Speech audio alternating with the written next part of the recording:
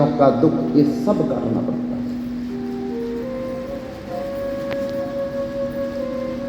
इसके ऊपर फिर जन्म मरण खत्म हो जाता है।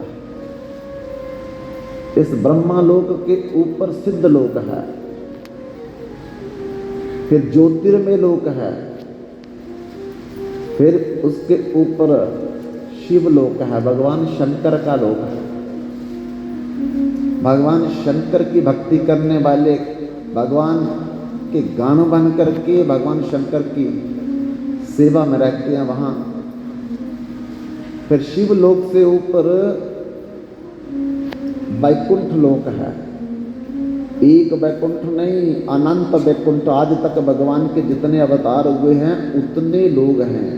नरसिंह वैकुंठ लोक, बरा वैकुंठ लोक, बुद्ध वैकुंठ लोक, मत्स्य वैकुंठ लोक, ऐसे जितने भी भगवान के आज तक अवतार हुए हैं सारे के सारे वैकुंठ लोक का अनंत कोटि। जो जिसका भजन करता है वो उसके वैकुंठ लोक में जाता है।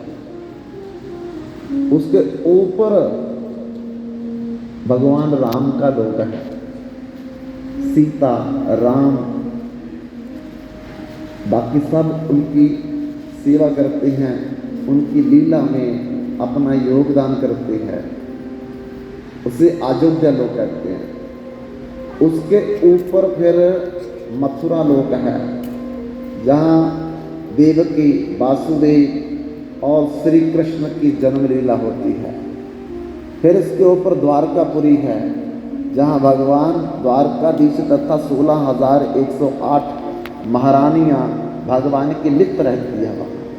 फिर उसके ऊपर गोलोक धाम है, जहाँ स्वयं भगवान श्री कृष्ण राधा के संग अनंत गोपियों के संग अनेकों प्रकार की लीलाएं करते हैं। जो लीलाएं उन्होंने आज से 5,500 साल पहले वृंदावन में ब्रज में आकर के की थी, वो लीला ऊपर भी चलती है। तो इसलिए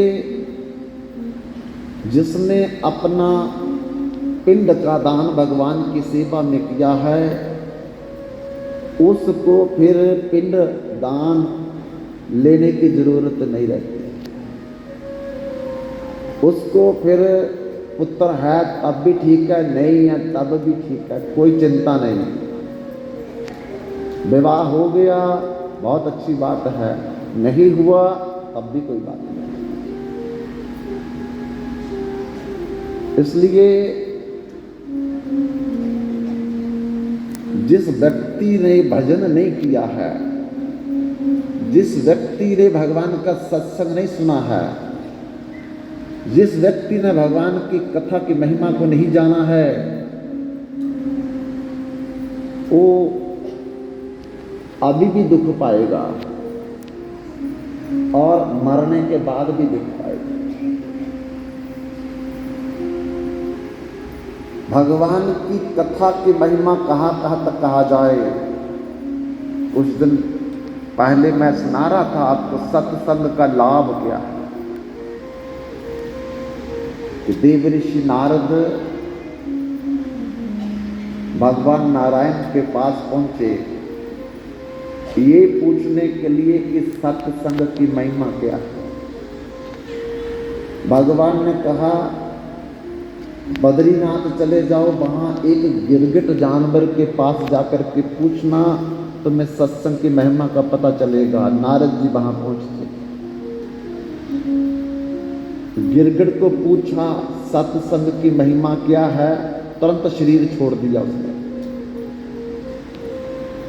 नारद जी फिर भगवान के पास पहुंचते हैं कि प्रभु गिरगिट ने तो प्राण दे दिए जब मैंने पूछा कि सत्संग की महिमा क्या है।